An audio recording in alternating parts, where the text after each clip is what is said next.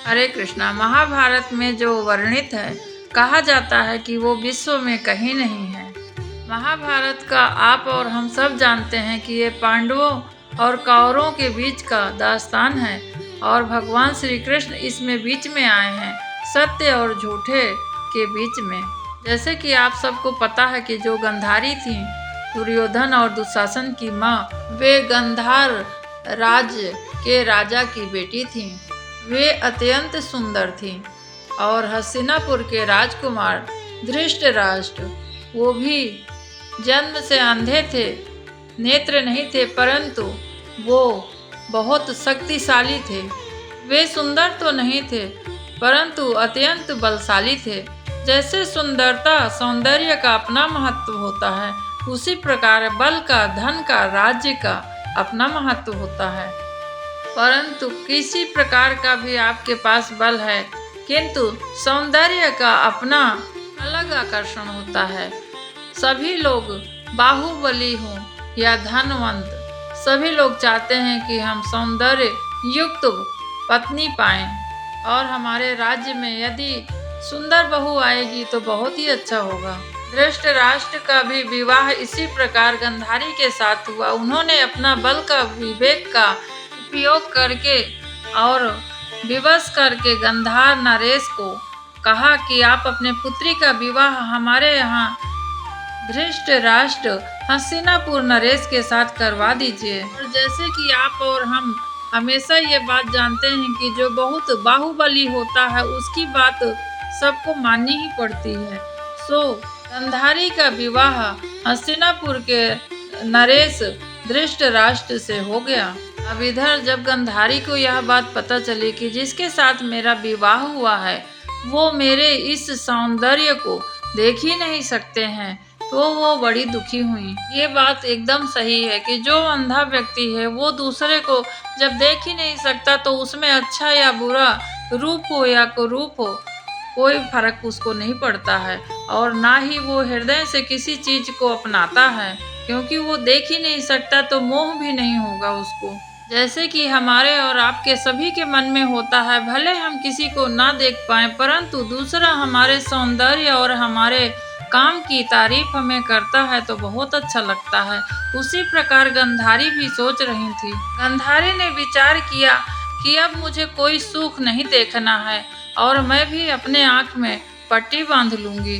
उनके मन में यही विचार था कि जब हमें धृतराष्ट्र देख नहीं सकते हैं और मैं यह दुख देखूंगी कि बार बार वो मुझे देख नहीं पा रहे हैं, तो मैं उससे अच्छा अपने सुख को बचाने के लिए खुद स्वयं पट्टी बांध लूं ताकि मैं भी न देख सकूं। लोग अंधकार से प्रकाश की ओर जाते हैं, परंतु गंधारी ने अपने आंखों में पट्टी बांधकर वह प्रकाश भी खत्म कर दी जो अंधकार से प्रकाश की ओर जा रहा था। शास्त्र कहते हैं कि जब कोई प्रकाश की ओर से अंधकार की ओर जाता है तो उसका सर्वनाश अवश्य हो जाता है, और यही गंधारी के साथ हुआ। क्योंकि जब कोई व्यक्ति अपने मन में, बुद्धि में या आंखों में जानबूझकर पट्टी बांधता है तो नारायण भी उसका सर्वनाश करने से नहीं रोक सकते हैं। इसलिए गलत को गलत और सही को सही कहना बहुत जरूरी है। महाभारत में यह बतलाया गया है कि जो जन्म के दाता भगवान श्री कृष्ण थे, उनके ऊपर आश्रित पांडवों ने पूर्ण भाव से उनको समर्पण अपना पूरा जीवन कर दिया था। इसलिए उनके लिए भगवान श्री कृष्ण स्वयं दूत बनकर कौरवों के सभा में पहुंचते हैं। महाभारत का युद्ध टालने के लिए जब भगवान श्री कृष्ण पांडवों की ओर से दूत बन के दुर्योधन के पास गए, उन्होंने दुर्योधन के पास बैठकर कहा कि हे दुर्योधन, तुम सिर्फ पांडवों को केवल 5 गांव दे दो और इसके अतिरिक्त उन्हें कुछ भी नहीं चाहिए, वो अपना निर्वाह उतने में ही कर लेंगे। इस बात को सुनकर दुर्योधन कहता है, क्या कह रहे हो कृष्ण, मैं सुई के नोक के बराबर भी नहीं दूंगा पांडवों को, और तुम 5 गांव की बात कर रहे हो। युद्ध करके वो भले मुझे जीत लें और सब राज्य ले लें, परंतु बिना युद्ध किए मैं एक सुई के नोक बराबर भी नहीं दूंगा। इस बात को सुनकर एक बार श्री कृष्ण फिर समझाते हुए कहते हैं, यदि युद्ध हुआ तो बहुत विनाश हो जाएगा। संसार को बचाने का यही एक रास्ता है कि तुम पांडवों को 5 गांव दे दो दुर्योधन। आज के समय आप और हम भी इसी प्रकार करते हैं कि अगर छोटी सी समस्या है, उसका समाधान कोई बता रहा है, हमारे अंदर इतना अहम भाव है कि हम उसको सुनने को तैयार ही नहीं है। जब तक वो समस्या हमारे सिर पे आकर खड़ी न हो जाए, तब तक हमें वो दिखती ही नहीं है। इसी प्रकार दुर्योधन अहंकार से युक्त होकर कहता है कि हे सैनिकों, कृष्ण को बंदी बना लो। ये पांडवों की तरफ से आए हैं, इनको बंदी बना लो तत्काल। भगवान श्री कृष्ण अपना प्रचंड रूप दिखाते हैं कि सब कुछ मुझ में ही समाया है। अगर मैं पलक झपकूं तो पूरा संसार अभी खत्म कर सकता हूँ दुर्योधन।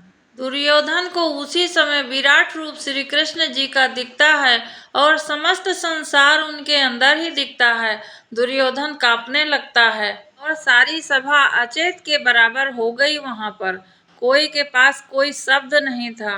भगवान श्री कृष्ण कहते हैं कि हे दुर्योधन, युद्ध के दोनों पक्ष में विनाश ही होता है। परंतु दुर्योधन इतना देखने के बाद भी पांडवों की मांग पर दुर्योधन उन्हें इंद्रप्रस्थ न देने के लिए अड़ गया। दुर्योधन को भगवान श्री कृष्ण केवल और केवल सत्य को जिताने के लिए दुर्योधन के पास गए थे, परंतु उसे पता ही नहीं था अहंकार से कि स्वयं भगवान मेरे पास आए हैं। चाहता तो वो तुरंत श्री कृष्ण जी की बात सुनकर और 5 गांव दे देता, परंतु कहते हैं ना, विनाश काले विपरीत बुद्धि। उसकी बुद्धि काम नहीं कर रही थी। स्वयं भगवान को देखकर भी वो अनदेखा कर दिया। हमेशा आपकी सही बुद्धि रहे, इसके लिए भगवान से ही प्रार्थना करें। वीर वही जो विचार के चाभे, हीरा वही घन चोट न फूटे। पुत्र वही जो पिता को झुके और मित्र वही जो स्नेह न छूटे। बाघ वही जो गहे नभ पक्षी, युगराज वही जहाँ चोर न लूटे। यार वही दिलदार वही जो करार करे, सो करार न छूटे। इन्हीं शब्दों के द्वारा बतलाया गया कि वीर वही है जो विचार विमर्श करके ही आगे युद्ध की तैयारी करे। चाहे अपने मन में युद्ध चल रहा हो या गृहस्थी में या समाज में, अगर हमारे कारण किसी का बहुत बड़ा नुकसान हो रहा तो उसे हमें तुरंत रोक देना चाहिए। और भगवान श्री कृष्ण एक बार पांडवों का हाथ थाम लिया तो आखिरी तक उनको छोड़े नहीं। सत्य का साथ हमेशा भगवान श्री कृष्ण दिए हैं और देते रहेंगे। आज के लिए बस इतना ही। आप और मैं हर दिन कोई न कोई नई समस्या हमारे सामने भी महाभारत की तरह आ जाती है, परंतु सूझबूझ से ही हम अपने मन को और अपने समाज को स्वस्थ कर सकते हैं।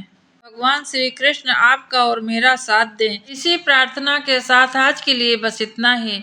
आप सभी अपना बहुत ख्याल रखें। हरे कृष्णा।